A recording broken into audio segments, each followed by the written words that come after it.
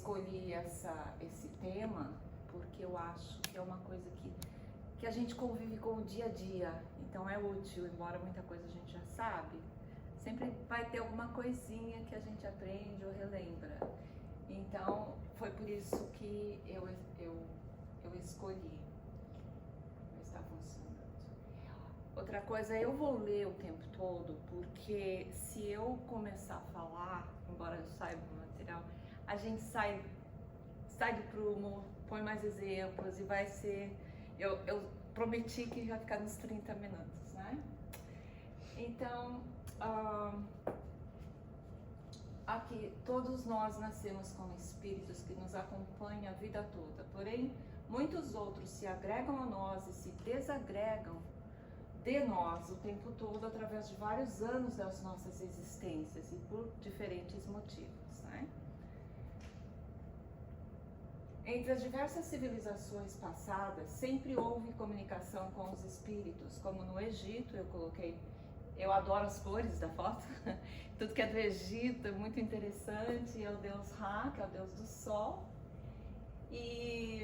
porém, somente no século XIX, graças ao Allan Kardec, que é professor e cientista francês, surgiu a metodologia que definiu o mundo relativo aos espíritos, cujo conhecimento nos veio através do Livro dos Espíritos, na sua primeira edição, 1857, em Paris.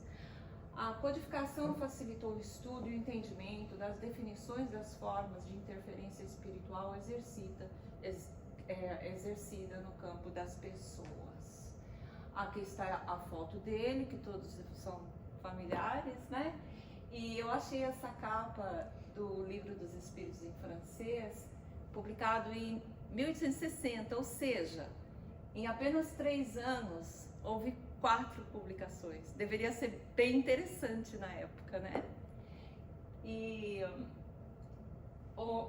na verdade, na segunda edição, que, como vocês devem saber, o Livro dos Espíritos são perguntas e respostas, né?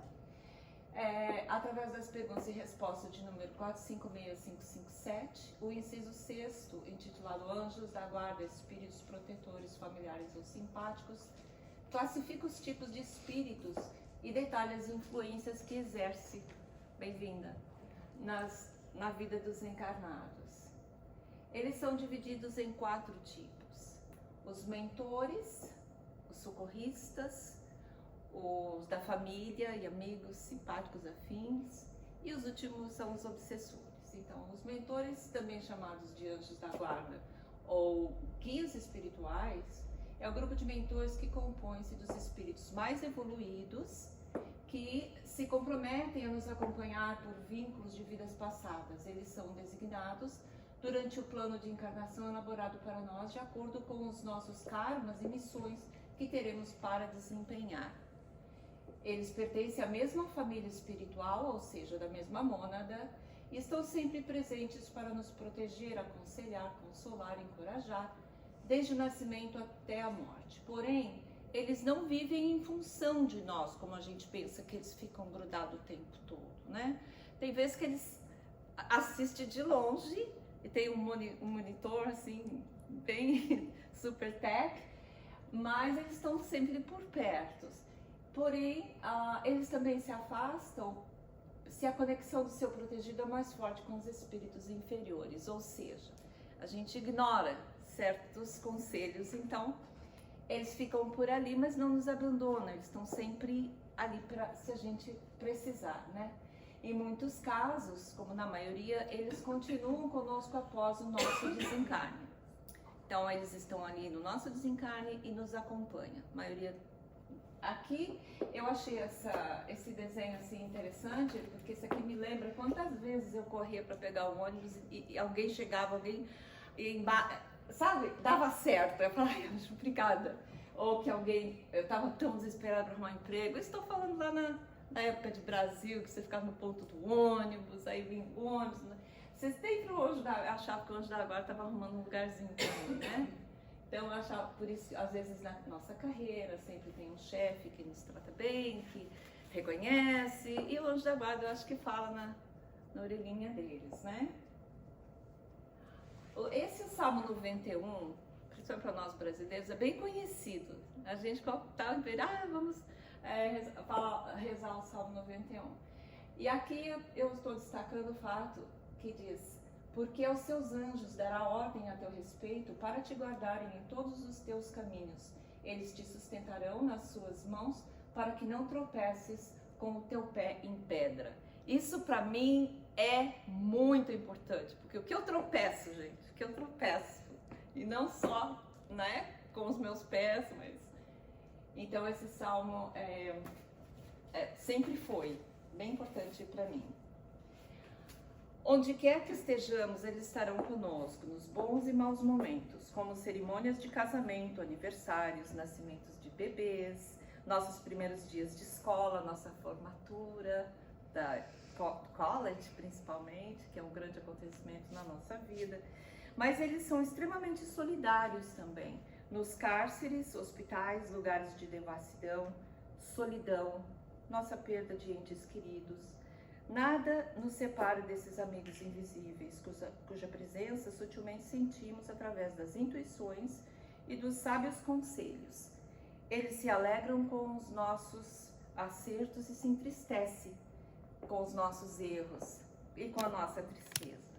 O nosso cônjuge também tem um mentor dele. Então, para nós casados, é bom saber que quando a gente tem que tomar uma decisão importante, eles conversam entre si para que essa decisão seja feita do melhor acordo, que seja melhor para a família. E nós também temos os filhos, cada filho tem o seu mentor também.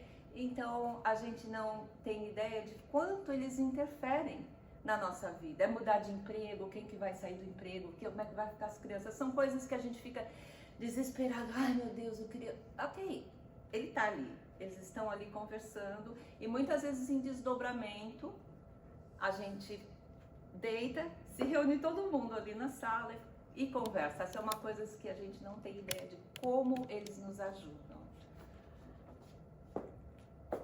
Os socorristas, eles são aqueles que, como vocês podem ver aqui, eles aparecem em várias circunstâncias para socorrer os necessitados, sejam em acidentes, incêndios, afogamentos, catástrofes em geral e em várias situações de perigo para evitar o pior. Porém, se o pior acontece, eles estão ali ajudando também os nossos mentores no nosso desencarne e, contudo, inclusive eu vou citar um exemplo que eu vi no livro, não está aqui, é que me veio à cabeça. Um dos livros que eu li, que são vários, eu nunca sei o nome de qual, que era o quê, mas eu fiquei admirada com esse fato de que houve um acidente de trânsito com os jovens e eles faleceram. E havia muita cocaína no carro. Então, os mentores vieram e limparam toda a droga do carro, antes que a polícia fizesse a vistoria e antes que os pais ficassem sabendo. Porque ele diz que a dor de perder os filhos já é tão grande, ainda você vai ver que eles estavam drogados. Então, isso me impressionou no livro, porque alivia a dor dos pais, coisa que a gente nunca imaginar. Então, eu queria dividir isso com vocês, né? Também existe os espíritos especiais que assistem aos que os invocam quando você está em alguma situação e que você precisa de ajuda. E se você é digno, eles virão te ajudar. Já aconteceu comigo. Eu tinha uma vez que dar uma palestra no casamento da minha sobrinha. O que eu vou falar, gente? Eu falei, que um espírito inspirado, que goste de discurso. Gente, de repente começou a fluir, o pessoal chorou, até eu. Não sei da onde que saiu. Ficou muito bom. Então, é uma das que me socorreu. O que eu ia falar? Socorreu. E eu tive que falar duas línguas ainda. E a família do noivo era árabe. Então, foi assim, mas eu fiz, todo mundo gostou. Então, eu sei que ajuda. Para mim, pelo menos, eles são muito presentes, né? E também existe um grupo, né? Como a gente, de espíritos que eles atuam nos hospitais, pronto-socorro, salas de emergência, de cirurgia, acompanhando os médicos encarnados nas várias tarefas da medicina. Porém, eu tenho lido em vários livros que os médicos já têm os seus mentores que também são médicos, e os médicos geralmente reencarnam como médicos. Então, eles são os mentores que estão com os médicos, porém os socorristas são aqueles que quando dá uma coisa errada e fica piu, piu, piu, piu, eles estão lá, porque os médicos também ficam nervosos. Eles sabem o que está acontecendo dentro do corpo daquele espírito, os médicos não. Então eles estão ali para ajudar também, tá? Tem o Dr. César Frutuoso, quem conhece, assistiu, que ele fala muito, que ele é um médico, então aprendi também muito com ele. Ok, deixa eu ver onde eu tô aqui. O próximo são os familiares e simpáticos, também chamados de afins ou bongênios. Este grupo de espíritos é constituído de pessoas amigas ou da nossa família biológica e ou espiritual, que nos ama tanto e nos acompanham com boas intenções de ajudar. Porém, muitas vezes nos atrapalham, porque eles não são muito iluminados, eles são como a gente, né? Aquela mãe que te ama tanto e quer te ajudar, mas que acha que a nora não cuida do filho, né? Olha, essa moça não sabe cozinhar, ela não tá cuidando, olha lá, ela não... Acontece, tá? Que acaba, o cara fica, ai, a comida saiu ruim hoje, qualquer coisa. E a gente não sabe, a mãe nem intenção de ajudar, atrapalha. Estou falando de mãe porque eu sou mãe, mas tem outros exemplos, né? Então, há um exemplo também que tem, houve um caso de uma moça que estava querendo abortar e ela estava muito desesperada, né? Também não sei o livro, mas não importa. E o pai dela, desencarnado, ele estava tão desesperado que ele queria ajudar, e ela estava com depressão, ela queria se matar, e ela não queria abortar, e ele chamou todos quanto é mentores que se pôde. Então, quando os mentores vieram para trabalhar com ela, precisou tirar esse pai, porque ele estava atrapalhando tudo, ele estava mais nervoso que a moça. Então, eles são bem intencionados, mas também às vezes nos atrapalham, tá? Mas como já foi dito aqui várias vezes, eles são fáceis da gente afastar. O simples passe magnético, eles se afastam. Mas o próprio encarnado chama de novo. Ai, minha mãe, queria tanto que você estivesse aqui. Meu pai. Então a gente chama de novo, então a gente tem sempre essa conexão com eles, né? Os afins são aqueles espíritos que são atraídos por afinidade vibratória, sem que necessariamente nos conhecessem anteriormente. Eles nos acompanham por certos particulares da nossa personalidade, que podem ser bons ou ruins. Eles nos influenciam, estimulando nossas tendências de acordo com os interesses deles. Pode ser os vícios de fumar, usar drogas, né? Beber, jogar, pornografia ou coisas que causando desvio de conduta. Né? Então esses são aqueles que, se você muda o seu comportamento, eles se desinteressam e vão procurar outras pessoas, né? Também pode se associar a nós pelos bons hábitos e nossos gostos, como saborear um bom café com um pedaço de milho, de bolo de milho, né? Aí sempre deve ter um ali, o cheirinho do café, né? Eu acho que eu vou ser uma dessas, viu? Eu adoro o cheiro de café. Tomara que não. Ou dançar ou se divertir, qualquer tipo de dança, esportes, né? Crianças andando ali de bicicleta, né? E o último é o dos obsessores, também chamados de maus gênios. Eles podem ser odiosos e vingadores ou não. Eles vivem conosco entre os outros espíritos, influenciando-nos insistentemente a fim de nos prejudicar. Ou não, não necessariamente. Só deles estarem grudados em você, te acompanhando, já é um obsessor, porque está te atrapalhando, né? Agora, os odiosos ou vingativos querem nosso mal a qualquer custo. Suas energias densas podem causar vários sintomas nos encarnados, desde físico leves, como mal-estar e dores de cabeça, como doenças mais graves. Também podem causar problemas psicológicos e emocionais, como tristeza profunda e depressão, tirando das pessoas a vontade de viver, tornando-se vampiros que constantemente sugam as suas energias. E eles semeiam sentimentos negativos e discórdia entre as pessoas, principalmente no trabalho e na família. Então, aqui eu escolhi esta figura.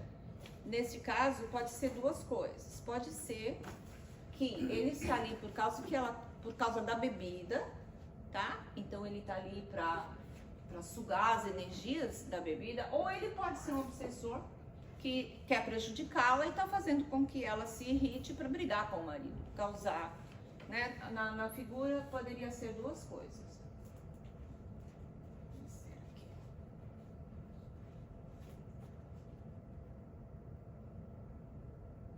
Essa outra figura, mesma coisa.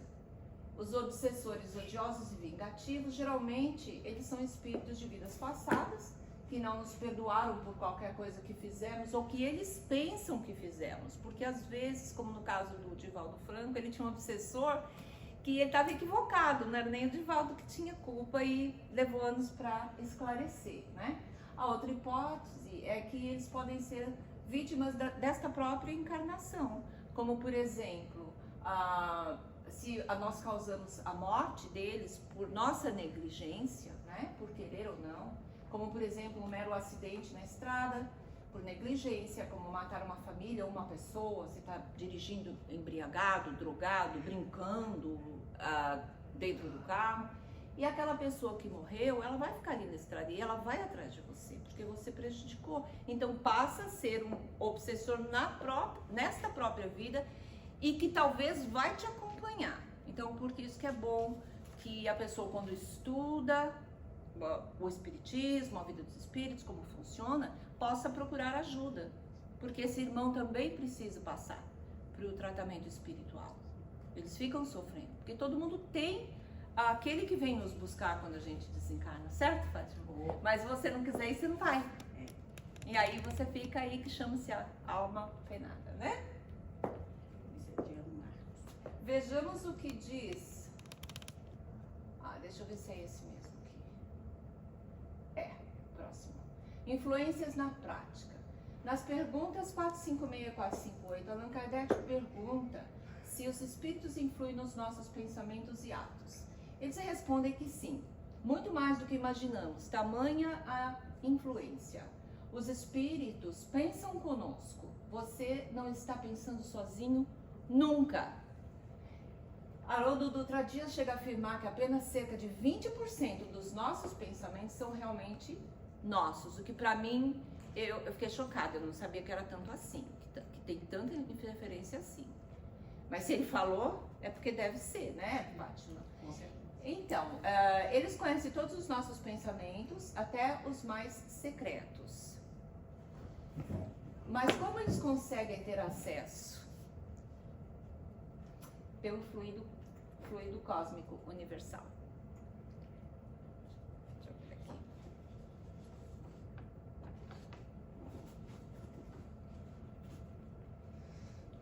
Então vamos ver aqui nessa próxima. Ok. No item 15 do capítulo 14 do livro A Gênese de Kardec, diz que sendo fluido o veículo do pensamento, este atua sobre os fluidos como sons sobre o ar. Ele nos traz o pensamento como o ar nos traz o som. Há nesses fluidos ondas e raios pensamentos que se cruzam sem se confundirem, como há ondas e raios sonoros no ar. O pensamento cria imagens fluídicas que se refletem no envoltório do espírito como espelhos. Toma nele corpo e se fotografa. Assim plasmamos as formas pensamentos. Exemplo, um homem deseja matar alguém. Embora o corpo material esteja impassível, seu corpo fluídico é posto em ação pelo pensamento, intenção que ele tem, certo? E reproduz todos os detalhes do que ele está querendo que aconteça com aquela pessoa, certo? Então, é assim que os espíritos podem perceber os nossos pensamentos, como num filme. Eles não leem os nossos pensamentos. Nós é que facilitamos, quando pensamos, formamos as formas de pensamentos. Aí eles podem ver, certo? Contudo, eles não podem determinar o instante em que o ato será executado. Eles não leem o nosso pensamento. Eles não sabem quando a gente vai agir, tá? Eles não têm esse poder. Mas assim que eles percebem as nossas tendências, eles podem atuar nos nossos pontos fracos, porque nossa psicosfera é decorrência dos nossos pensamentos.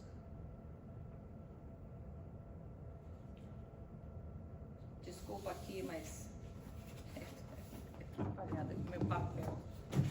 Acho que tá saindo no som, tô falando bem pertinho do microfone.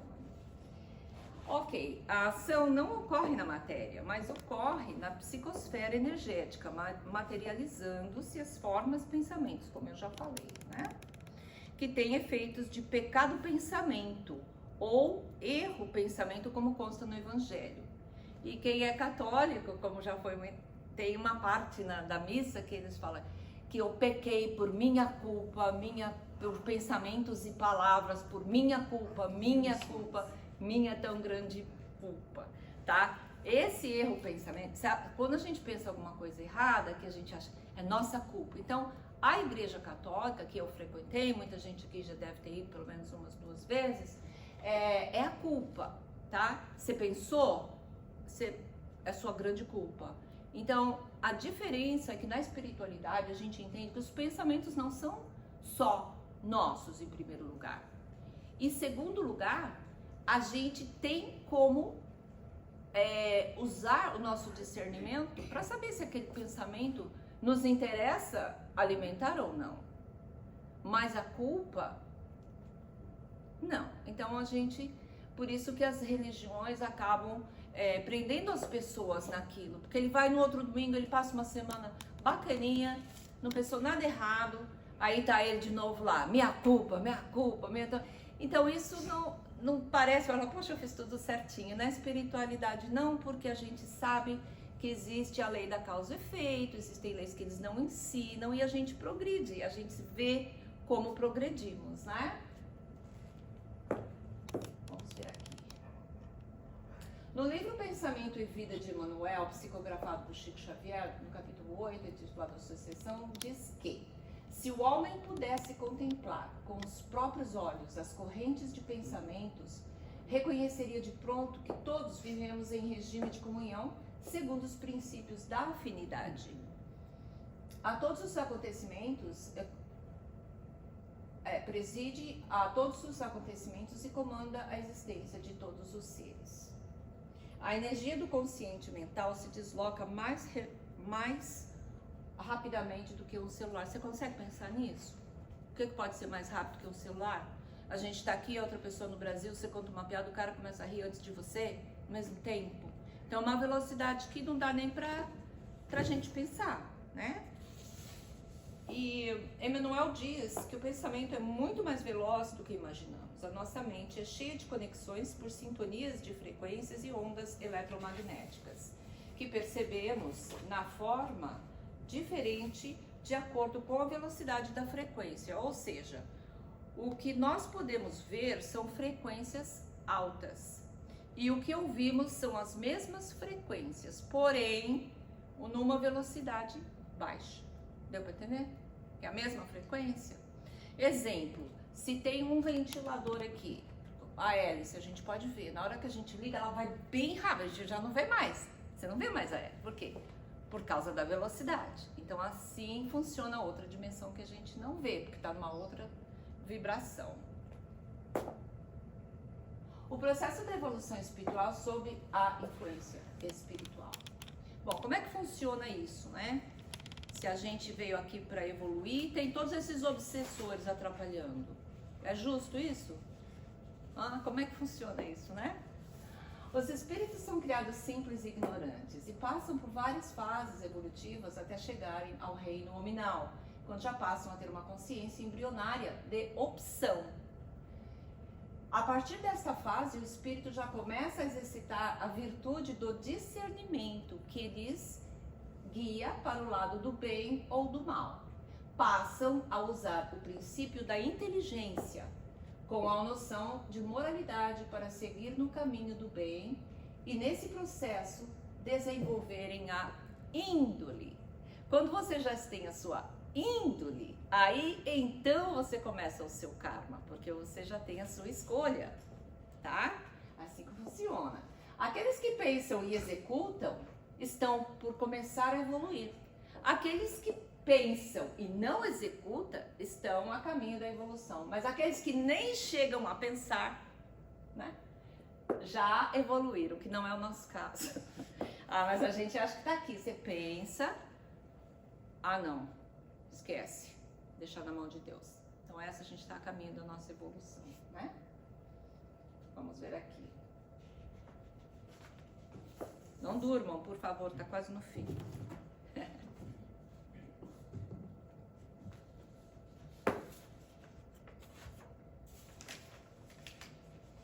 Bom, ainda sobre evolução, ela se dá da mesma forma para todos os espíritos. Quem vai acelerar ou atrasar somos nós mesmos, a partir das nossas próprias escolhas, né?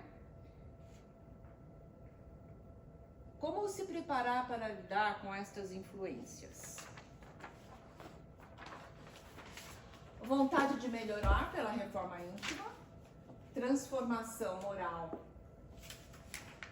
e atendimento espiritual. O atendimento espiritual consiste nos seguintes passos, como nós fazemos aqui, que é o atendimento fraterno, a palestra, passes, água fluidificada, a prece, evangelho no ar. O evangelho no lar nem todo mundo faz, mas é parte, se você tiver num tratamento, é bem aconselhável que faça, né? A reunião mediúnica e a transformação espiritual. Ok?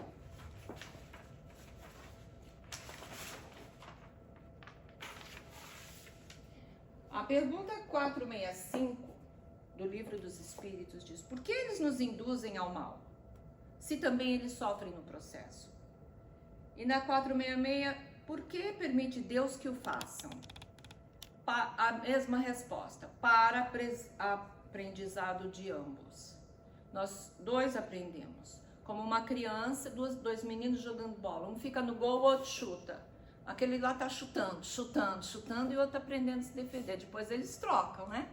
Aí, quer dizer, os dois estão aprendendo. Um tá tomando chute, o outro tá tomando gol. E assim a gente age com os espíritos à nossa volta, né? E por que eles fazem? A intenção é nos diminuir, a inveja, não são felizes, portanto eles não querem que ninguém seja feliz, porque eles não são evoluídos. E eu já citei o espírito máscara de ferro aqui, antecipadamente, mas conclusão, as boas energias neutralizam o mal e as orações nos fortalecem, ok? Quais são as leis divinas e virtudes que devemos praticar? A lei do amor, da fé e gratidão, lei do amor, justiça e caridade, lei da liberdade, da permissão, e a lei da causa e efeito, que vem através das nossas atitudes, não é punitiva, mas sim educativa, porque atua com duas leis e dois tipos de experiência. A lei do progresso, que é probatória, que são as provas com efeitos benéficos por exercitar as regras do bem e do amor. Primeiro o amor e segundo a dor, de onde veio o ditado, se não for por amor vai ser pela dor, né? E a lei da reparação, que são as expiatórias, são efeitos de causas ocorridas no passado. E as virtudes são discernimento e compaixão. Todas estas leis divinas trabalham juntas em perfeita sintonia. Não há competição entre as leis, ok? Aqui esse livro, eu não li, mas isso foi da minha pesquisa, que é o da Ivone Pereira. Ela é personagem de todos os livros dela, porque é a vida dela, né? E ela era uma médium em todas as encarnações. E houve o caso da freira que se torna obsessora de outro espírito, tá? O caso dela é que o Dr. Bezerra de Menezes aconselhou que ela nunca entrasse no manicômio, porque ela não podia por causa do tipo de mediunidade dela e tal. E realmente ela não foi, mas ela foi em desdobramento. Quando ela entrou no manicômio, ela viu essa freira, que por sinal tinha uma máscara de caveira, que odiava. E quando a freira viu, estando em desdobramento, ela voou em cima dela e por um tris, ela não alcançou, ela acordou no corpo, né? Aí o Dr. Bezerra disse que se ela tivesse conseguido tocá-la, ia ser assim, efeitos assim terríveis. Por quê? Porque uma semana depois, essa freira recebeu alta e estava boa e saiu. Só faltava esse tiquinho para ela terminar a missão expiatória dela. Quer dizer que se ela tivesse alcançado e feito mal, ia começar tudo de novo, né? Então a gente tem que seguir, quando nós vemos os conselhos espirituais, tem consequências. Já pensou? Você está quase lá, começar tudo de novo, né? Então esse livro fala disso. Os livros baseados na própria vida da personagem, né? Como tem um caso de reencarnação, que ela... Como é o nome dele? Roberto nem enxergo. Roberto de Campos. Não é? Eu tenho aqui, peraí. A história, por sinal, é bem interessante. O livro é Roberto de Canalejas. Memórias de um Suicida. É Memórias de um Suicida? Porque não são de capítulos? Sim. Então, o capítulo, né? Então, exatamente, eles foram... O Roberto de Canalejas faz parte do livro Memórias de um Suicida. Então, e ele era o mesmo, ele reencarnou com ela, eles se amaram muito e os dois eram suicidas. Então, os dois tinham energias suicidas. E ele acabou tendo que se afastar dela. Você leu o livro? Ele acabou se afastando e voltando mais tarde, quando ele já estava mais evoluído. E depois, ele é o mesmo encarnado do livro Nas Vorazes do Pecado. Eu não li, mas sinceramente eu já comprei porque eu achei bastante interessante. É uma coleção, né? Uma coletiva que ela fala. Então, como detectar a obsessão? Vocês sabem que o nosso comportamento, a pessoa que está obsediada tem... é como se estivesse sendo sugada as suas energias. A pessoa tem sentimentos de angústia, ansiedade, indefinível, sintomas quase que sempre advêm de comunicações inconscientes com espíritos inferiores e boas sensações com os espíritos, os bons espíritos. Isso é quando a gente sonha, a gente vai em desdobramento, se acorda com bom sentimento. Agora, se você sempre tem sonhos ruins, isso pode ser porque você em desdobramento está encontrando com obsessores. É isso que quer dizer. A obsessão simples são pensamentos repetitivos, ideias fixas, a subjugação, que é uma opressão moral, onde paralisa a vontade da vítima, induzindo a agir contra os seus interesses, e a fascinação, como todo mundo sabe, que já foi falado aqui várias vezes, né, Fátima? Que é a ilusão que altera o senso moral e faz a vítima acreditar que não está sendo influenciada por nenhum espírito inferior. Verdade. Mas aos outros é bastante claro. Então, o ponto fraco desta pessoa. Por que uma pessoa chega a ser vítima de fascinação? Vaidade e o orgulho. Porque aquele espírito a elogiar, você é um médium maravilhoso e tal, e a pessoa, eu sou demais. Então, isso é que faz com que ela continue vítima. E aqui não tem nada a ver com a minha palestra, mas isso saiu na segunda-feira, dia 21 de outubro, na primeira página do jornal americano. Essa história de uma moça que ela nasceu cega, completamente cega, e aos 22 anos ela teve que fazer uma cirurgia, não de vista, uma cirurgia. E ela teve uma parada cardíaca. E ela saiu do corpo na sala de operação. Então ela foi de ser cega a uma visão de 360 graus. Ela viu tudo. Os médicos desencarnados, como eu falei dos médicos. Então é um relato, isso aqui saiu na segunda-feira eu resolvi colocar, porque esta imagem eu tirei do Epoch Times. Então, ou seja, gente, eles estão abrindo para sair na primeira página do jornal, é porque as pessoas estão abrindo as suas consciências para entender como nós somos influenciados o tempo todo por esses irmãos que estão, deve ter um monte sentado aqui que a gente só não vê, né? Mas, mas a gente sente, quem sabe eles entenderam alguma coisa, quem sabe eles também podem aproveitar desta minha palestra. E aqui são 4.000, no jornal americano diz que tem mais de 4.000 dessas experiências. Eu achei assim uma notícia muito boa, porque principalmente os americanos, né? Então é isso, espero que vocês tenham aproveitado, embora tenha assim meio... não tem perguntas, né? Eu acho, mas se tiver, a gente pode... Que aqui todo mundo é craque já, né? Tudo é espírito evoluído. Todo mundo é espírito evoluído aqui. Muito obrigada, gente. Obrigado.